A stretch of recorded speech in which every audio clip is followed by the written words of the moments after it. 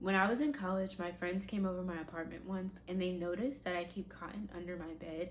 And I was explaining to them how I have people in my lineage who were like sharecroppers, and I do that to protect my spirit, to communicate with my ancestors, and to also protect my dreams. And that is something that I completely made up unprovoked. The only reason I had cotton under my bed was because I was learning how to sew pillows. And I could have told them that, but where would the fun be in that? And I say all that to say, I think having an active imagination is really important. We see the importance in children, but I think as we get older, it's something that we don't show enough love to. And there's a lot of fun in it, like just making stuff up for funsies, but there's also a lot of practical benefits, and that's what I want to chat about today in this video. So, whenever I get into a topic, I like to start off with the definition. And I was reading an article in Psychology Today called The Philosophy and Psychology of Imagination. And the doctor, Neil Burton, who wrote the article, has a great definition. He says, I define imagination as the faculty of the mind that forms and manipulates images, propositions, concepts, emotion, and sensations above and beyond, and sometimes independently of incoming stimuli, to open up the realms of the abstract, the figurative, the possible, the hypothetical, the paradigmatic, or universal. And that definition to me encompasses so much of what imagination is.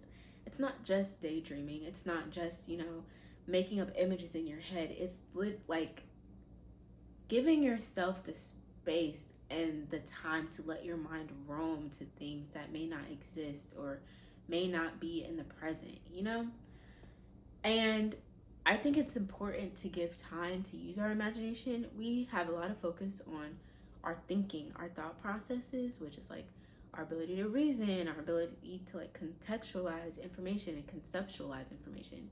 I think overall we have a general drive to do that.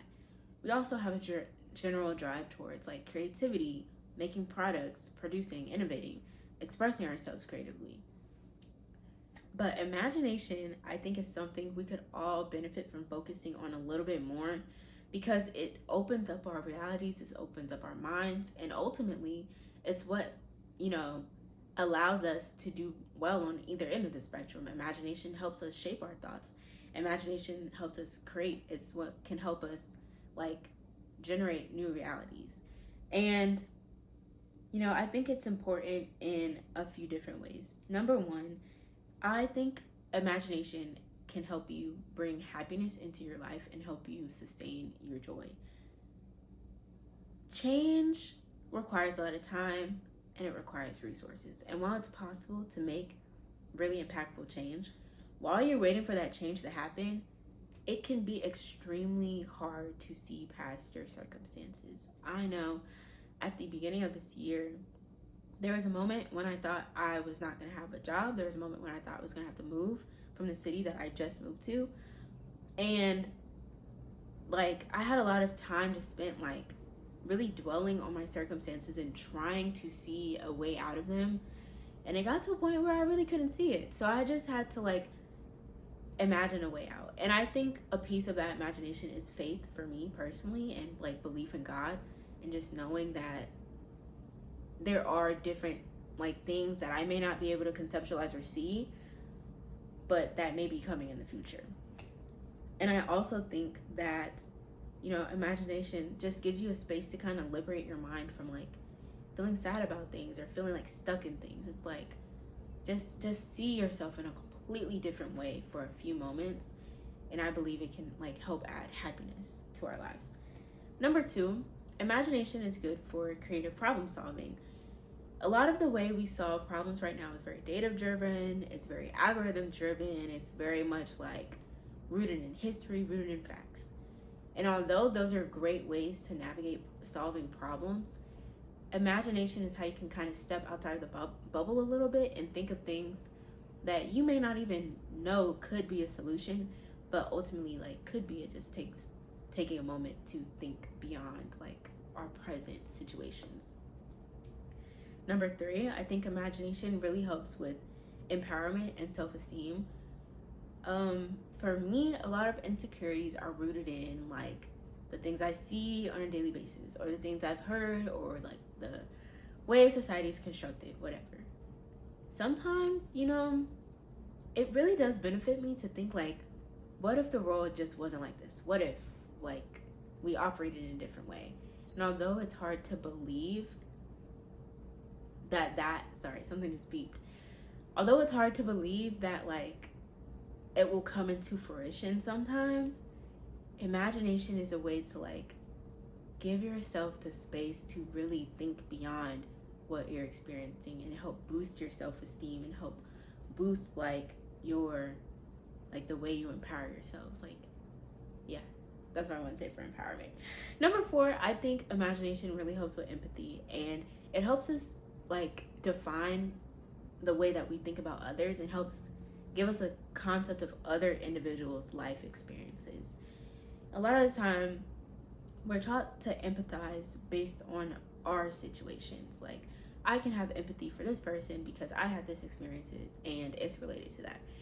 And although that can help build empathy, sometimes that can get us kind of stuck and get us like, it makes it hard for us to believe that someone else's circumstances are the way they are because we set the precedent for our empathy based like in ourselves and our own experiences. Imagination is a way to think beyond yourself in a way that you may not even understand, but it helps give you insight into someone else's life.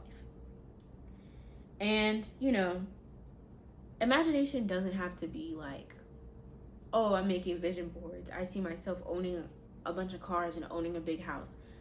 Sometimes imagination can be like thinking beyond the systems that we have in place right now.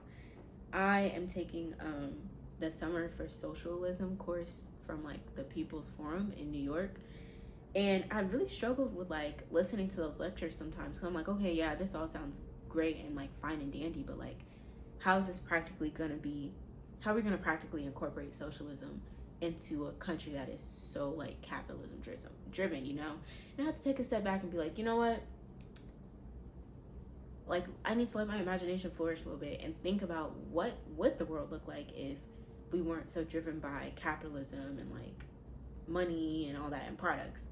And it's a lesson that I've had to learn this summer and that I'm still learning. So I said that to say, imagination can be practical, but it can also just be laying in your bed and just dreaming of like, oh, if I made up a color, what would I call it? Or I want to make up a new language with my friends, let me do that. Like, it's a way to stimulate your mind and keep your mind like moving. So these are my takeaways for how I think people could incorporate imagination more into their daily lives. Number 1, boredom.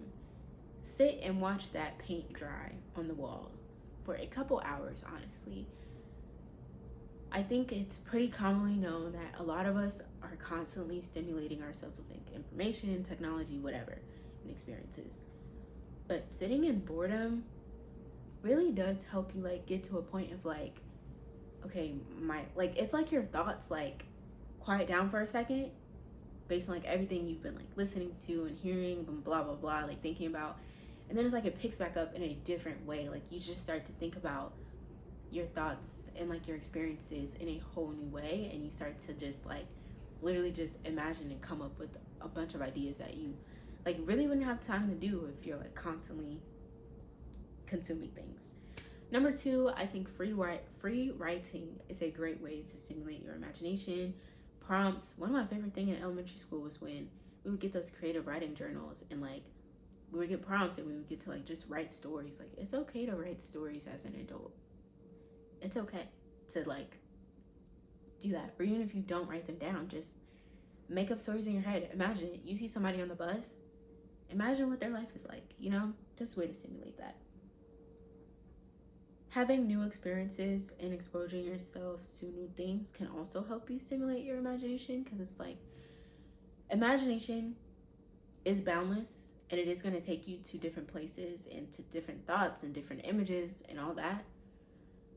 But a lot of it is also rooted in our bank of information that we have. And I think, expanding your bank of information could help you expand what your imagination can draw from. And that could be like traveling, it could be reading something new, it could be, you know, whatever, any new experience. And then the most important thing is to really just give yourself permission to be imaginative. A lot of times, having a strong imagination can come off as childish, I think, or silly to some people. And, you know, it doesn't have to be that. It can genuinely just say, it can be fun, it can be a form of self care. Everything in life doesn't have to be serious 24/7. Everything is made up.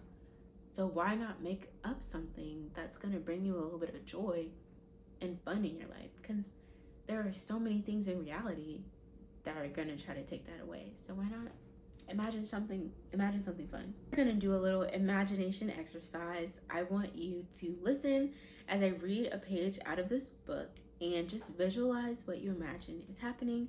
And then I'll have some questions at the end for you to reflect on. So, chapter 1.